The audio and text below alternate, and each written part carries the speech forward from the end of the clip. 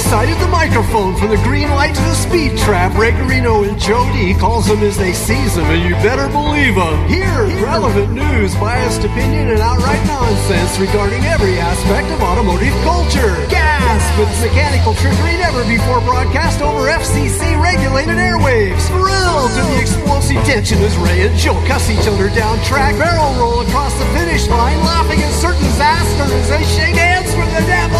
All that and so much more at high noon this Sunday on the Motormouth Radio Hour. Call in and speak live with the Wizards of Speed and the Live Eat, Ray Garino and Joe D. Bring the whole family. Kids under 12 get in free every Sunday at noon on WHPC. Take the Hempstead Turnpike to the Meadowbrook Parkway and look for the no parking on the expressway and no express service on the Parkway sign. Go right on Highway 24 to Garden City. $2 all-day parking includes pit pass.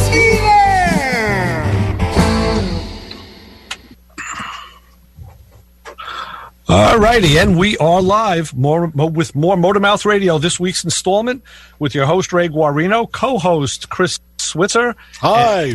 Hi, Chris, and special guest Matt Mendez from Long Island Racing.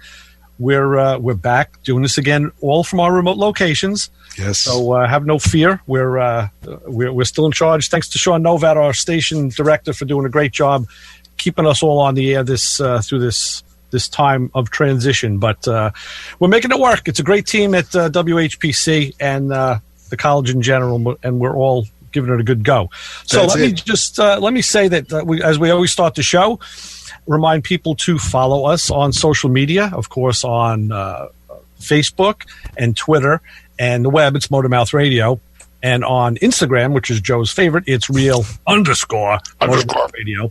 And we're still managing to put out a couple of posts here and there because we haven't been doing as much stuff outside of our houses and all. I have been this week, but the real deal is we're here to talk with Matt Mendez from Long Island Racing to talk about a very interesting project you guys got involved with.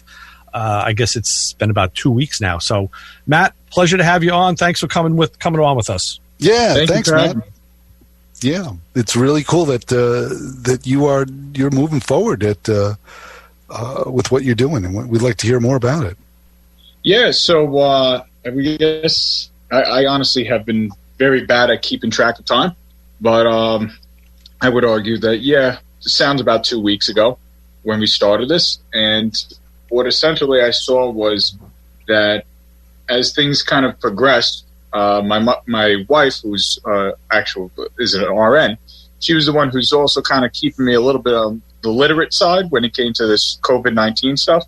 Mm-hmm. And then she started explaining to me how the hospitals and clinics and basically our entire healthcare system was about to come into a very severe drought when it came to PPE. PPE? Personal protective equipment. Personal protective equipment. I got it. Okay. Yep. So PPE is things that are, referred to, or rather, PPE is the terminology that's referring for masks, goggles, hoods, face shields, things like that. It's anything that protects you as an individual from, either getting sick, getting hurt, getting poisoned, anything like that. So PPE kind of designates that. I'm sure there's a more formal definition, but that's basically what I'm trying to explain here. So essentially what we dealt with immediately was we were trying to figure out, okay, how can we help? Because we have a shop that we do all kinds of fabrication, including 3D printing, CNC machining, welding, bending, all that kind of stuff. So I'm looking at it as, hey, this sounds like this is going to be a serious issue. And, how can we tool up into it? And then about the time that we were at the point where I was really just going through my homework of how we could get into this, that's when I guess you could say the first wave of real shortages happened. And so you were just learning how to do this? Yeah, no, this was on the fly. Oh, wow. Oh, man, that's awesome. So the first shortage hit, essentially where we started getting reports of nurses that were at one mask a day, and now it's unfortunately it's happened more and more prevalent in New York just because of the population. Sure. where you're just hearing these terrible stories of people that are going in such, contaminated environments without protection, and that's a really unfortunate thing for our healthcare workers and our first responders, because let's not forget, first responders as well. It's not just people in the hospital. It's our cops, it's our firemen, it's our EMTs. Everybody right now is getting caught with their pants down. Sure. So we have to focus on how do we protect them first. There's been so many great efforts really with the 3D printing stuff. So that's why we thought, hey, we have a shot to kind of jump into this head first and, also ignite a community about it. So what are you producing? What have you decided to put together for the first responders and the healthcare individuals? So what we started with first and foremost was we wanted a way to protect people from airborne, airborne dangers or any kind of contamination. So we looked at it as like PPE designed around respiratory protection is going to be paramount at a time right now where everything's very much a flu-like symptom, transmission, etc. So if we can protect anything, we have to protect your lungs. Right. So you're doing masks and respirators and things like that? That's correct. Yes, we are. So my focus has completely been on what I call the M1 respirator. And the M1 was obviously, it's my first respirator ever designed. The M1. I finally got it. So here it is. And what ended up happening was that I started with a general shape that I wanted to work with. I found a model of an anatomical model of a human head, like an average size head. And I just started massaging the model to fit the face. And I printed something that probably couldn't fit a 2-year-old. By accident. But don't think that stopped me and Christian from putting gaskets on it and giving it a shot. Yeah, of course. We're going to send it the whole way to see. We're going to learn from something here. That's hysterical. You can always have the mice in the shop, like wearing respirators. Yeah, we can use all the help we can get. We'll go full Cinderella story on it. I don't care. Yeah. How many hours of R&D roughly did you put in? I know you're too busy to do something altruistic to sit and clock your hours, but if you had to take a guess, how much back work is it done on this deal? So I would argue that I'm probably within. I don't even know. If we started this 2 weeks ago, then I must be probably plus 200 hours. Wow. Wow. This is something that took over. So Chris was helping me by basically, I told him, look, right now, business-wise, we got to float the motorcycle stuff. We got to take care of what we got in the shop already. But unfortunately, this is one of those businesses where I couldn't predict anything that's going to happen in a month for us, as a business or in our market. So I looked at it right away as in, hey, we just got the floor dropped from under us, in one area. But at the same time, we are also, at least I pride myself in being one of these types of shops where we could respond and make something faster than any bigger shop. And I'd put money on that just because of how I kept structuring the shop, where we could flexibly, jump from one style of manufacturing to another. That's smart. That's smart thinking, Matt. That is really smart thinking. Very good. It just became something that I set as a goal for the shop anyways, regardless of this pandemic. Because I just knew that, hey, if we're going to be a small shop and we want to fabricate things, we have to make sure that this shop is as flexible as possible. So that's why I incorporated so many different cooperative machines, in one area. So that way I could produce something on a printer that I could go vacuum form, or I could go CNC mill or fixture. There's a lot of, interconnection with how I process things. So that's why we were in that advantageous positioning. So anyways, long story short, we just jumped forward where we modified how we were doing labor in the shop, and I focused completely on doing the development of these masks. And we're currently we had 2 pre-production versions, and then we did our first iteration of production where I produced a couple hundred masks. And at the moment, I am doing my first large revision and that large revision is going to simplify it for people that are making them at home because we've released the files to print them. So now anybody with a 3D printer, even a small hobbyist one, can also produce masks, albeit at a slower pace, but they can also do their part. So those will be the M2. No, that's actually M1, all the M1. M1R1, Reverend. So, M1R1. You know what? We joke about this, but I actually had to think of the naming, because one of the things about open projects or like open source production like this is you have to make sure you can differentiate what revision you put out. Sure. Otherwise, he's printing out the wrong mask or the older version, and there's an incompatibility. You're going to end up.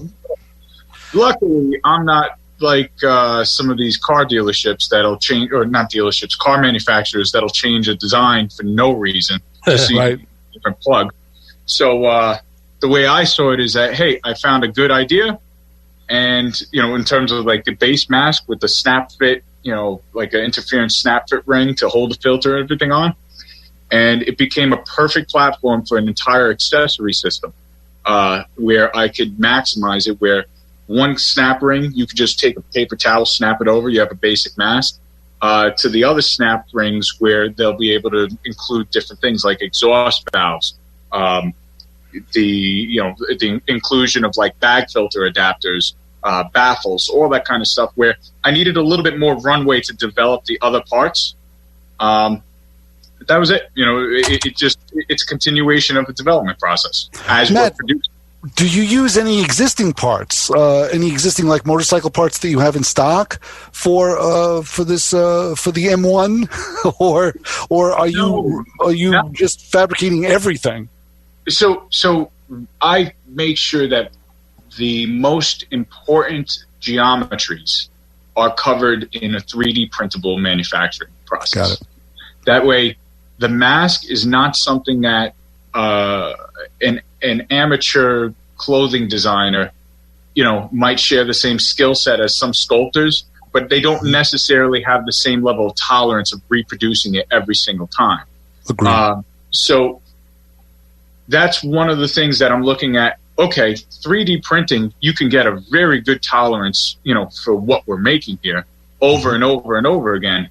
And as long as I make a mask that's developed to fit a really wide variety of head sizes, shapes, features, I can't tell you how much of those hours that I spent developing were just in trying to study how a face is softer or harder in certain areas. Sure, because keep it efficient. It's said that this thing is kind of like a Kirby vacuum with attachments. Yes, actually, Ray, you're 100% right. That's what I was thinking about. I was following a lot of leads from vacuums just because they are so widespread.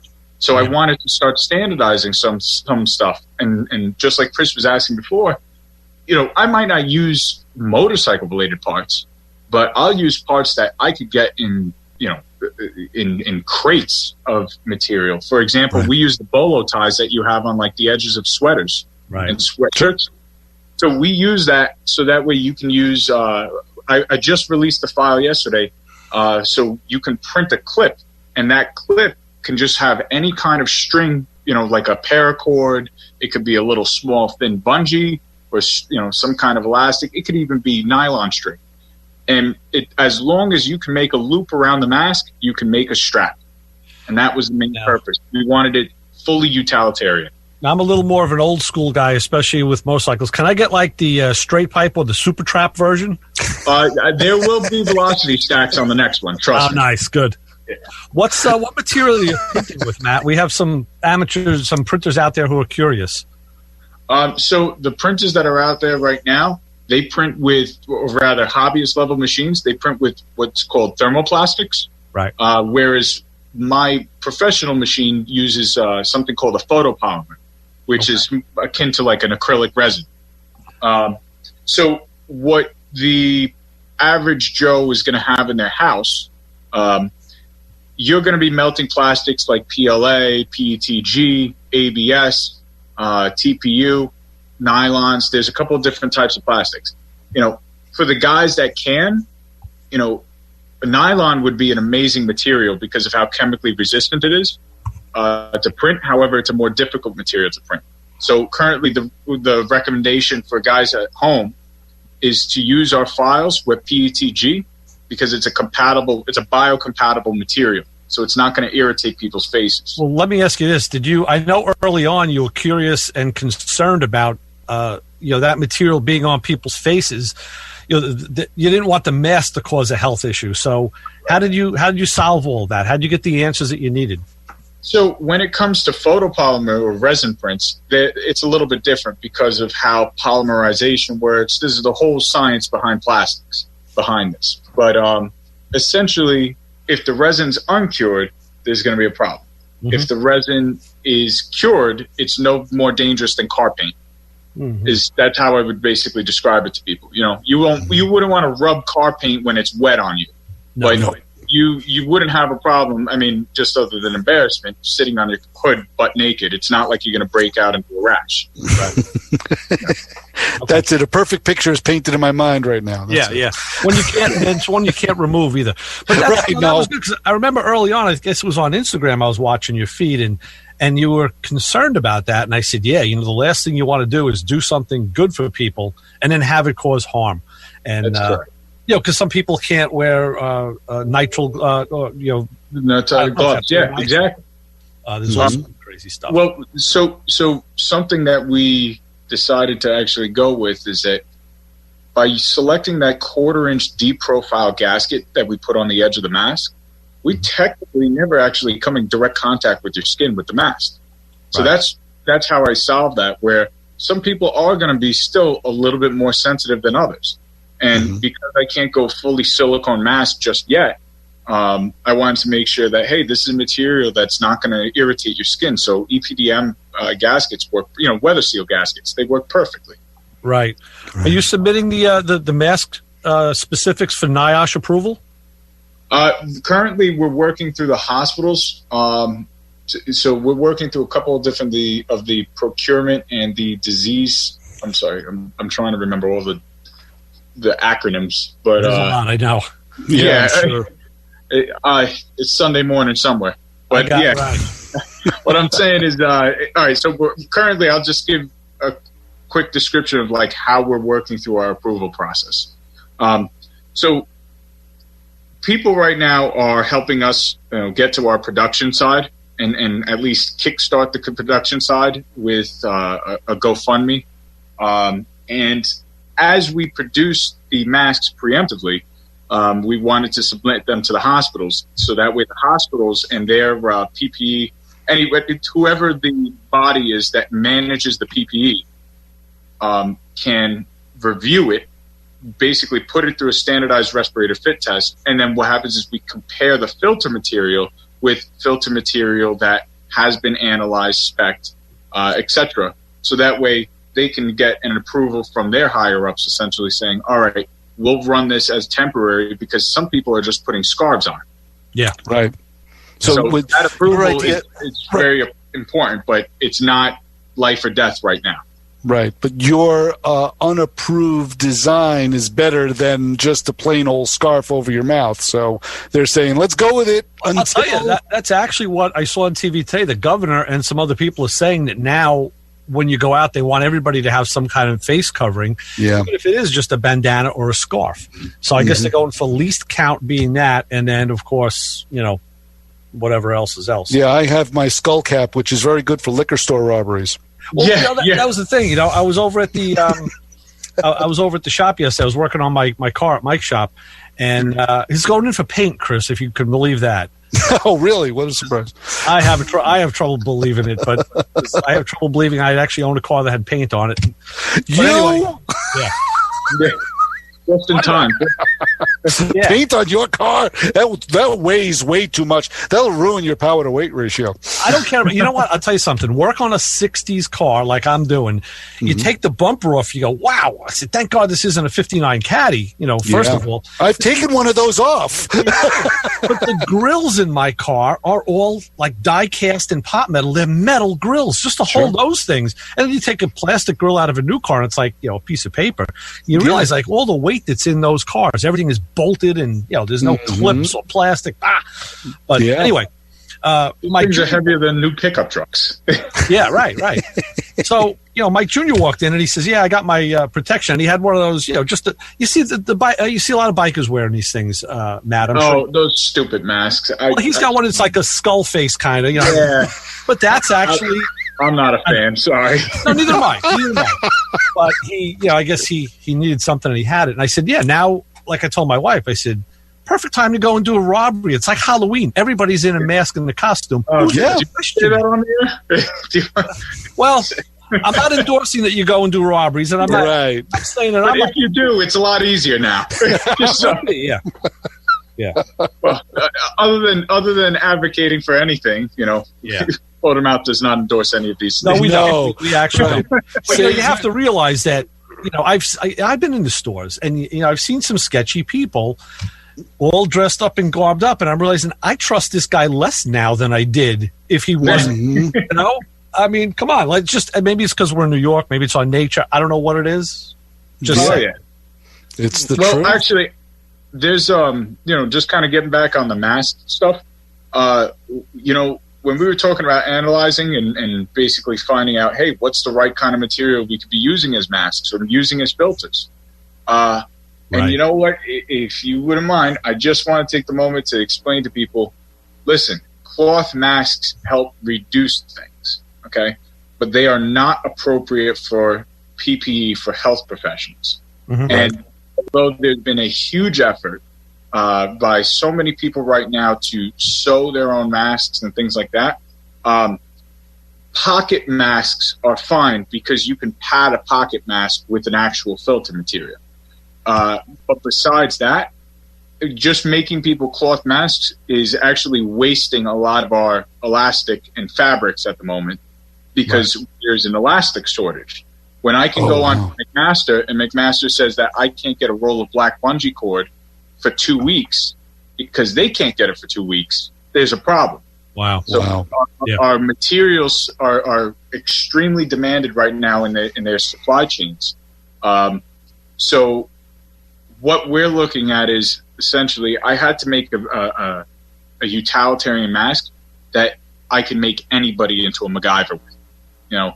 There's certain rules that I had to just put in place from the beginning of the design of as long as you can find something that you can breathe through and you can layer it just a few times, go ahead, you have a filter. As long as you have something that you can, create a loop out of or a shoestring or whatever, you can have a lanyard to actually tie this thing to your head. Right. So I didn't want to leave any kind of medical personnel with anything that was proprietary to my mask, other than, say, any other makeshift mask that's in the hospital. I just want them to choose it because it's the best protection for them. Right. Great idea. Good idea. Well, you mentioned pocket mask. Can you define that for me? What exactly is a pocket mask? So a pocket mask would be, it's basically it looks like a surgeon's mask. Mm-hmm. But the idea being is that the way that you orient the fabric is in a folded manner before you sew the sides. And that way you can slip an additional filter layer in between. You're essentially adding plies. Right. And that's something that we're using to help educate people of like how to make makeshift filters and stuff like that. So just yesterday I did a live stream on Instagram with a friend of the shop who he started producing them on his own smaller printer. And what we were talking about was how to make bag filters out of paper towels, out of shop towels and things like that. But it's a little bit different principle than a pocket mask. Uh-huh. The bag filter itself just requires you rolling, a fabric or material, rolling it as a tube, folding the bottom, making sure that you ensure that the bottom is clipped closed or stapled or glued, whatever you want to do. If it's a washable material, the extra layers that you have are actually plies. That's filtering levels. Okay. And filtering is all based off of probability. What are the odds that a small particle is going to make it through 1 layer, 2 layer, 3 layer, 4 layer, 5 layer? By the time you get to, 6, 7 layers, even of cotton, you're filtering at the rates that higher grade filter materials work at. Gotcha. Yeah. Very cool. So what about you talk about the materials. I mean, we've all used different types of shop rags and shop I mean, from the box of rags, I have these blue ones that I use that are like a fibery. I mean, there's all sorts of types of rags. What would be your shop rag or towel of choice to make a mask out of? So my suggestion is blue shop towels like Scott's, things that don't have a lot of I guess, dirty matting. I would put it. I would best describe that as it almost looks like some shop towels will look like they're made almost of recycled paper, where the others, you could tell that that's essentially, a cleaner product that you should be breathing through, Right. So, Matt, what does recycled paper look like? You mean the ones with they look like little tiny speckles? Yeah. That's dirty. You don't want to breathe through that, right? Yeah, exactly. Look, I'm not saying I'm quantifying one thing over the other. But it's just about how I want to, ensure that people know what they're breathing through, and they're not accidentally also aspirating little fibers and lint that should not be in there. Right. Exactly. So there's a couple of ways that you can go and address this, but the PSA, and I thought it was hilarious because I've had friends that have been sending me articles where they're saying blue shop towels now found to be great filters by fabric companies. And I said, I've been doing this for 2 weeks. I said, I knew that was my filter from the day one. So this is something that everybody should know, definitely, that those shop towels make great filters. 2 layers do 93% at 0.3 microns. Some studies have found. And Christian reminded me that Scott's are made in the USA. Oh, yes, wow. So I'm okay with recommending them. We are not sponsored by them, but hey, if you want to sponsor Scott, right. My routing number is, Absolutely. Right. Exactly. Send a letter out to them. Send an email out to them and say, hey, I'm putting together filters and using your material. And I'm loving it. Yeah. Well, give me money. Yeah, absolutely. If you don't mind, I just wanted to give a quick segue or shout out to how we're even springboarding into this. We had a friend of the shop, a gentleman also named Chris, that he had done, I believe he was a tattoo artist, and he had already donated his supplies, and he actually helped us raise a GoFundMe. And we were able to raise about $6,000 from that GoFundMe. Nice. To springboard this. And right now we currently have a new GoFundMe on. We're going for basically, we want to be taken more seriously as how well we can help our community. So I just went for the 50, and we're going for it because I decided that there is no sense in weaning myself back and trying to wrench on bikes when this is way bigger of a problem than we ever could have handled. But we can spearhead it, first and foremost. So, and you'll be able to dial back once this crisis is over with. You'll be able to go right back to doing what you're doing, and with minimal impact on your main business, I'm hoping, right? Well, the funny part is we've been discussing it, and you know what? Now our shop is transferred. I just bought an injection mold machine yesterday. Oh, we're transforming to the shop to what our greatest strength actually is, which is manufacturing on demand.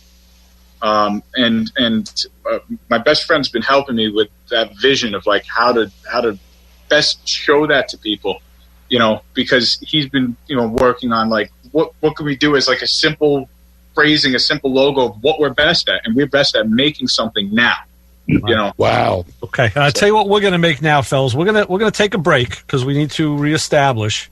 And when we come back, we have Chassis John with us from Florida. He's going to jump in on this fray with us. And Christian wants us to talk about the Hydro Knit, right? Yeah, I guess that's it. Send him a text. He said Hydro Knit. Ask about the Hydro Knit. So I guess it's something that he knows about. So here's a tease for you. So with that, we will take. We're going to take a short break. Let me. Well, how come this screen just? Let me move screens a little so I can see what the heck I'm doing. I love technology. It's all right. It's a marvel. Yeah, so you guys hang tight. We're going to be back in a couple of minutes or so. We'll do a couple spots, and we'll be back with more of Motor Mouth Radio with your host, Ray Guarino, co-host with Chris Switzer. We have Matt Mendez from Long Island Racing. Chassis John will be coming in with us. We have Christian out in the wings. He's playing along on the side. And we'll be back with more of that after a second on 90.3 WHPC.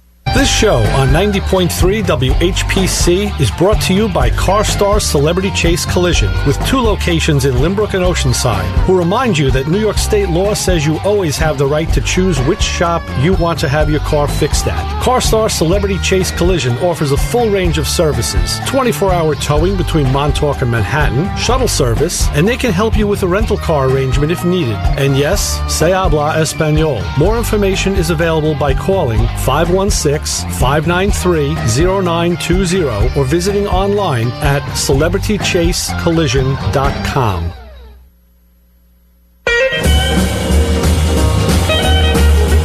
Shake off the realities of the day, broaden your musical horizons, and embrace the diversity every Monday afternoon at 5 for 2 hours of Revelations. The show offers a potently unique collection of music with an emphasis on themes and rock rarities, an occasional tour de force of blues and soul, mixed with compelling sets of folk and folk rock. I'm Steve Kay, and I've got the perfect soundtrack for your drive home every Monday afternoon at 5 on Revelations, right here on the voice of Nassau Community College, 90.3 WHPC. This is Dennis Pitzenberger from Sticker Shock, and if you're not listening to Motormouth Radio, boy, you are lost in the smoke of the burnout. Make sure and tune in each and every week, because these guys are exactly what you want to hear. Real car guys, real talk, every single weekend. All right. And are we back? I think we're back on Motormouth Radio with Ray Guarino, Chris Switzer, Matt Mendez, and Chassis John down in the warm state of Florida. Did you figure out what hydronit is yet, Matt? Or is Christian? Oh wait, he's going to has something to do with shop towels. Yeah, it's actually how the matting is formed on shop towels. Oh, I got it. Okay. That's why they're so good at absorbing stuff, because the matting is almost, think about it like fiberglass. Fiberglass matting versus fiberglass fabric or carbon fiber. Right. So. And Christian did want me to say that it's Three Kings Tattoo. It's Chris Kautzis, I guess. It's probably that I'm bastardizing. I apologize for that, Chris. No prompting on that, so it's total. So, John, what do you think about all of this? You're down there in Florida. What's your interaction with all of this stuff? Has it affected? I see people that don't think there's anything going on, but I guess that's everywhere. Right. Groups. Even after the governor said, "Hey, stop." There's groups of people walking around, they're riding bikes, they're sweating because they're running, and they're right next to each other just like a normal day. Right. Mm-hmm. And, and you're finding now the newest thing, back remember when we had that needle epidemic on the beach? Right. Oh, my God. Now it's gloves and masks all over the street, parking lots. People are just... Oh, I know. They're not willing to bring another bag to put their stuff into. They just throw them in the parking lot.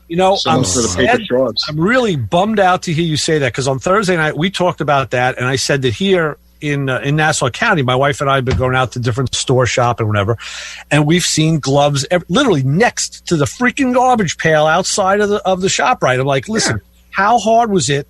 And, I went with my daughter to Target yesterday. We got back in the car. We wore gloves. And I said, watch this, Jen. I said, you pull a glove off. It wants to invert and be inside out anyway. So that one's inside out. Put that one, grab that one in the palm of your other hand and pull the other one off inverted. Now you have two gloves inside out into each other.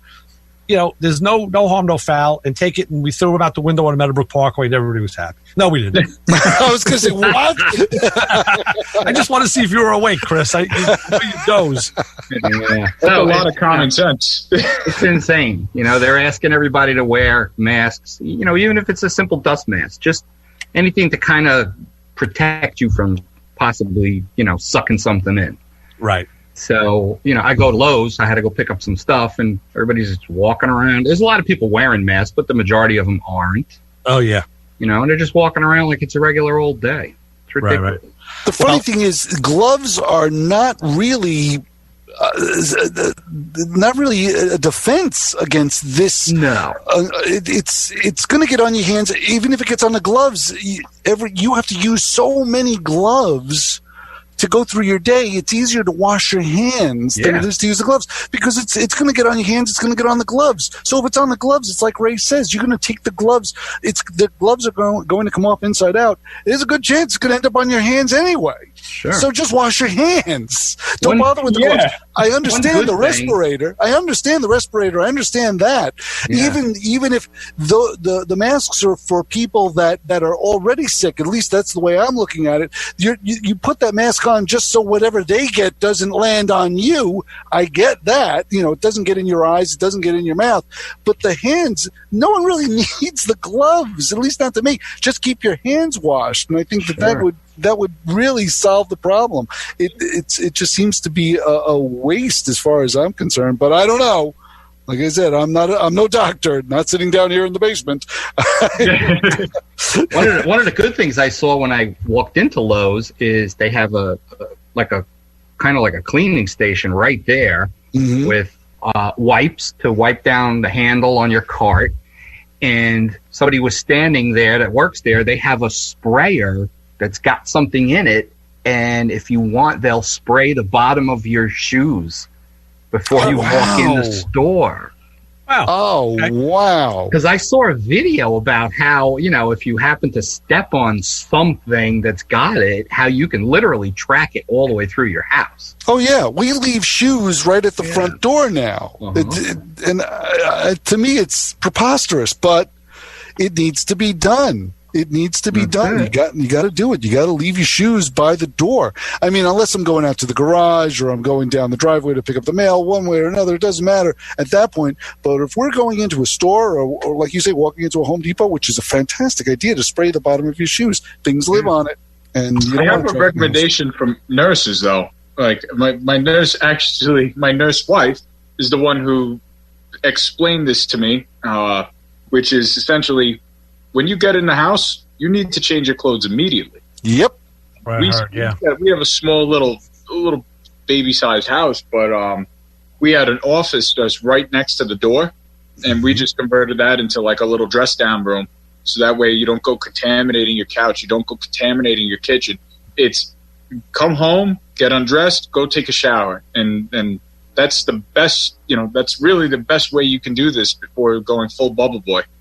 No, it's true, Matt, because that's what we're doing. If we go to the stores, if I go to the store, I come back home, that's what I do. Shoes come off, I go right upstairs, and right in the bathroom, all clothes go on a heap, hop in the shower. That's it. Mm-hmm. It's the truth. It's what we have to do now. It's the new normal, and it's frightening. How was life out on the water yesterday, John, in Florida? It was awesome. Was it packed? I mean, was everybody out there? No. Well, it's kind of strange because we launch south of Tampa at a marina, but the whole basically Tampa Bay waterway, it's pretty large, and it's really never packed except for dopey holidays, like Labor Day, Memorial Day, 4th of July, that kind of stuff, or when they have this Gasparilla weekend, which is some fake pirate that supposedly, invaded Tampa years and years ago. It's a huge thing. But normally when we go out, there's not a lot of people around at all. So the waterway was like phenomenal. We jumped in the boat and went across to St. Pete, had lunch. Water was relatively calm. The tide was coming in. So it was awesome. I was able to open the boat up, get it up around 50 or so, 55 miles an hour, and just shoot rooster tails. We had a great time. Now today it's kind of gray and sort of drizzly, so I'm back in the garage working on the Camaro. Right. Nice. Well, I'll tell you, I found a piece in the paper which it didn't surprise me. They say here the one way Americans are coping with the new coronavirus, it's with booze. Yeah. Guilty. Guilty. Sales of alcohol rose 55% in the week that ended March 21st. Mm-hmm. Let's see, and that was spirits like tequila, gin, and cocktails led the way. Sales jumped 75% compared to the same period last year. And wine, Chris, I know you're a wine drinker. Wine was up 66%, while beer rose 42%, and online sales outpace, of course, in-store sales. The thing that I found interesting was if you go to a place around here like that sells wine or beer or spirits, like Chili's or any restaurant that has a liquor license, you can get a drink to go as well. Yeah. Wow. A margarita. Now, wait a minute. You're not supposed to have open containers of alcohol in a car. That's illegal. So, what's to stop you? This is like, is this crazy or what? It is Crazy. crazy. Las Vegas. Yeah. This is crazy. I'll tell you, what I did yesterday, talk about not boredom, but I had a couple hours to kill. And Ray, I was thinking of you because this was the most insignificant thing I've done on a car in years. The trunk lid on the 300 didn't have a Chrysler emblem on it. Mm-hmm. Now, you would think that all you have to do is just drill 2 holes and put the Chrysler emblem on it. And because it was a converted 300, the Newport didn't have the emblem, but the 300 did. It had a Chrysler that was on the left-hand side of the trunk lid if you were looking at it. So how do you apply an emblem on a lid that didn't have one? Now you have to put it in the right spot, because if you're anal retentive like me, it's got to be freaking perfect. And you know how long that takes? You know how long perfection takes?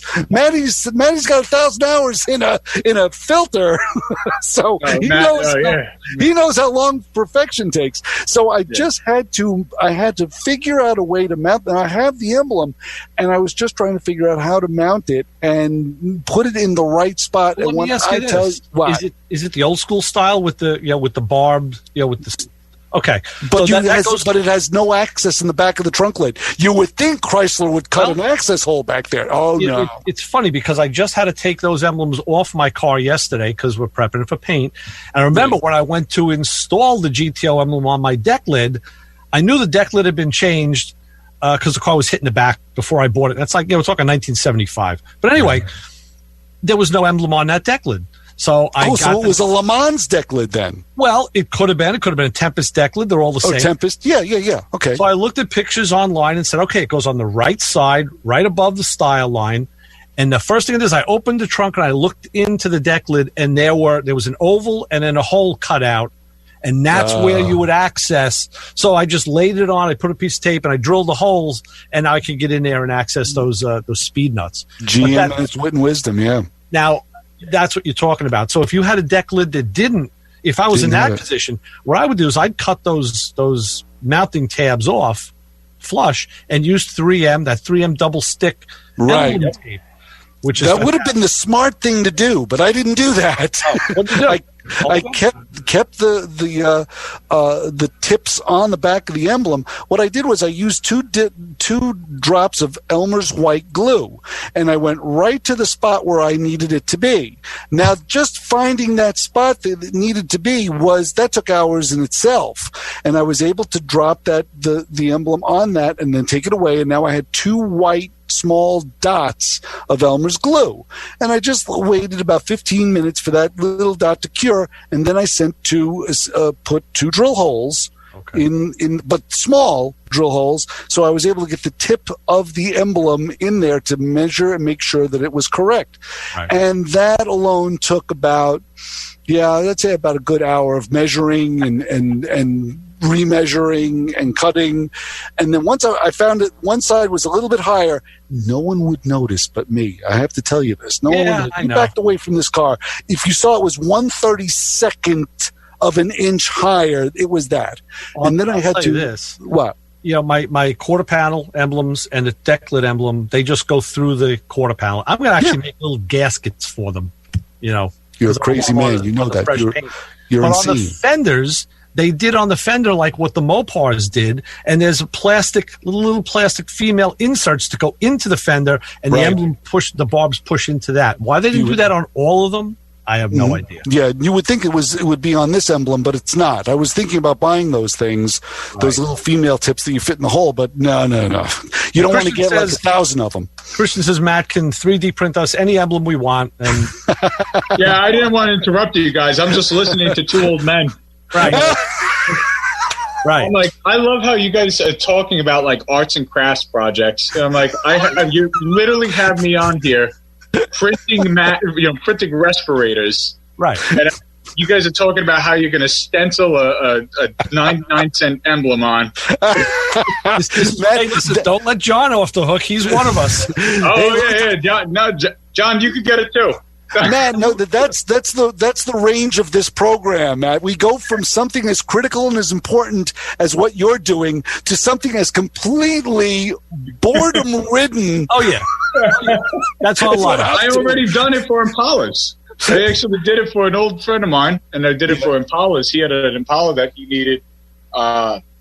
He needed the newer bold letter Impala logo. Yeah, but he wanted it with some of the old stuff. I don't know. He was mix and match it, but he needed the emblem. So I was able to print them on like a tiny little printer, just because the one that I have that's the small stuff, resin printers are actually really high quality in terms of how much detail they capture. Okay. So if you do small items, all those little details pop up. You get that thing a spritz of silver rattle can paint, and next thing you know, it looks better than the GM one from the factory. Yeah, I go the other way. I like to shave off all of that crap. Right. Well, hey, you can get it in hot pink, you can get it in black, whatever pigment color when you get it printed. John, you were talking about, we had someone on the Play and Traffic show a couple months ago who did this. He makes emblems and stuff. And I remember you were talking about a special, something for Half-Breed, right? You were going to have him do something. Yeah. I was thinking about having him make the logo and then the engine size. Right. I don't remember who that guy was, but yeah, this is. I mean, I have his website. I copied his website into my desktop. Yeah, once the stuff is out there, the sky's the limit. Yeah, but that's the thing. It's kind of like we were talking about. How do car guys pass the boredom, and what do you do when you're in lockdown? What kind of projects do you do? This is a perfect one right here. Put the elements on your car that you never had on. Because who's going to have the time to do it? Who really? Hey. As long as they're not buying all the Scotch towels, that's all I care about. Exactly. Listen, they need to give up the blue shop towels. They need to make the compromise, because those things right now, we could be saving lives with those things instead of saving, their dirty fingernails? Like, come on. And you're not going to put an emblem on your face. The Scott towels are definitely one of those hidden gems that came out of, they're on the parts of every auto parts store, on the shelf of every auto parts store, and you never look. I'm going to look at them a lot different when I go into the store from now on. It's going to be like, yeah, that's true. Dude, thanks for your service. The towels. Speaking of the boredom, when I was on Facebook this morning, a racing friend of mine from Long Island, he was so bored. He took on the drag stuff, we use these really big 5/8 studs, and the shank of the stud actually protrudes past the wheel. So the wheel is fully supported by a shank. The threads are nowhere near that. Wow. And then we have these large aluminum washers. Sometimes they're almost a half an inch thick that goes on, and then a big 5/8 18 flange nut. Mm-hmm. He polished all his aluminum washers, and then he used his Eastwood home powder coating kit, and he powder coated all of the flange nuts metallic silver. And then he posted, he's like, I'm so bored. Yeah. And all the tracks are closed. He can't go racing, so he's kind of turning his race car into a show car. Well, that's it. Those are the things that you do when you're stuck at home, right? Yeah. I'm not going to say what you powder when you're stuck at home. Yeah. I could take that only when we have to work overnight. Yeah, there you go. Only if you want to keep smiling. Yeah.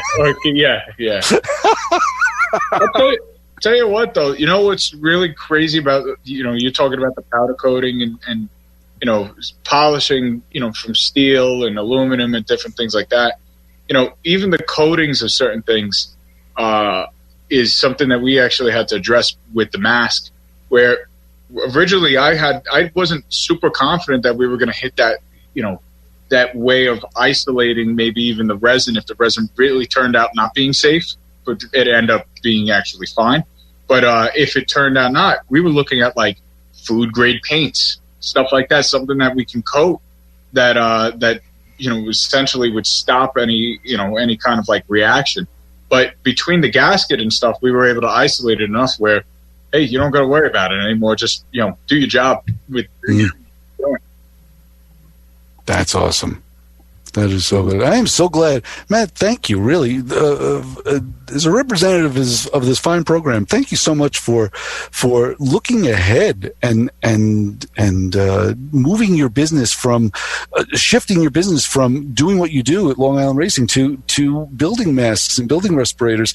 That is far up and beyond the norm, and we all appreciate it because you never know what it can turn into, and you're reinventing and moving forward, and it's nice to hear, especially now at these times. It's nice to hear that you guys can shift a gear and can produce this. And let's say something else, another catastrophe happens, and who the heck knows? Not only that, shift again. Word on the street has it that you guys may be looking into some ventilator 3D printing ventilator parts. Wow. Yeah, we have some. So we've had actually a couple of groups. We've been contacted by a bunch of different task force, communities that have been put together for the response. So one of them are for producing ventilator parts, and it kind of turns into an eclipsing of what I'm doing with the masks, because right now I'm starting to solve the mass production problem that we have, where we have a bottleneck of essentially printing. We can only print with one machine and at one speed and stuff. So one of the biggest things that that GoFundMe has been helping us with is making the right machine investments, so that way we can upscale whatever pieces that because we know how to use a lot of different machinery. So the perks of that is that, okay, well, we know, people are feeding us the bullet. We're going to point and shoot where we need to, put our skills and our efforts in, and as long as the community can have our back, we're more than happy to set up something with our first responders and hospitals, so that way they can actually order these masks through us and we can supply them now, because everybody needs it last week. Everybody needs it 2 weeks ago, actually. Right. So can do that. Listen, I always give the analogy of the railroad cars, the ones that are hand powered, that you're doing that thing. I said we were the guys who had that in our backyard, so we just threw it on the train tracks and we're like, "Let's go, guys! Come on, everybody!" Right? Stop pedaling. Yeah, we know 3M and Honeywell, and look, the cavalry's coming on the freight train, miles down the track. They'll eventually catch up, but we know how slow it's going to be. So we're like, hey, if we can make a dent here, this is what we're doing. And that's why I posted on the website, our website. I redid 2 pages, and now the homepage is essentially, it breaks down into 2 simple things. It's a button for the GoFundMe, and it's a button for the 3D printed file. And I update the file so that way people can get all the little perks and stuff that I'm changing and I'm developing here, and they can still print it and make the file. Right. All right, gentlemen, we have a couple minutes left, and we're going to wrap. We'll be done for this week's installment of Motormouth Radio. Matt, I want to thank you for coming on with us. This has been very informative, and we'd like to follow up with you on this. It's great work. Yeah, I appreciate it so much. Thank you for having me on, Ray, and all of you other guys too. You guys have given us a platform right now where we could share more of this, and we're really thankful for you. Absolutely, that's what we're here for, community service. What's the website, Matt? Yeah, the website is liracing.org. It's a org, not a com. That way people get it mixed up. So liracing.org, and it's on our homepage right there. You can click on the links that pop right in your face as soon as it loads up. Beautiful. Cool. And John, what's going to be going on in Florida this week? Anything good, or you're just status quo? Well, we're working. Right. We got a couple of clients that are going to pull back a little bit. Instead of weekly service, we're going to go every other week. Got it. All of our commercial accounts, even though the majority of them are restaurants, they all still want us to get in there since the place is empty and do what we need to do to keep everything nice, so that when they're ready to open up, we'll be fine. Sure. So that's it. We're just going to, take it day by day. Right. Yeah, that's it.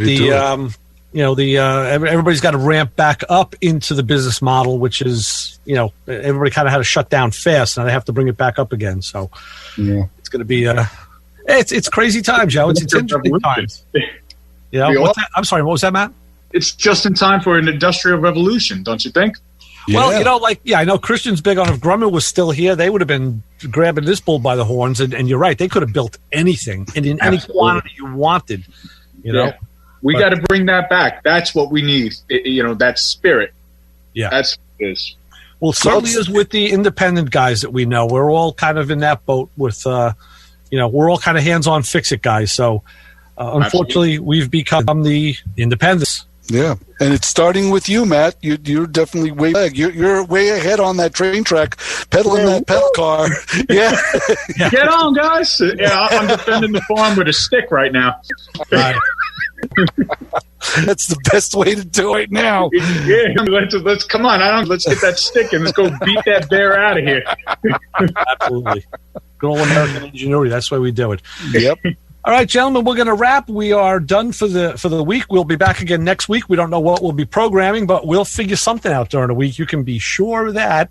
That's true. So for Chris Switzer, Ray Guarino, thank you very much to Matt and John for coming in and being part of this today. Thanks to Sean for back-ending the whole deal and keeping us on the air and doing all that great stuff. And we'll be back next week. Follow us on our social feeds, and we'll see you again next week on Motormouth Radio. We're out.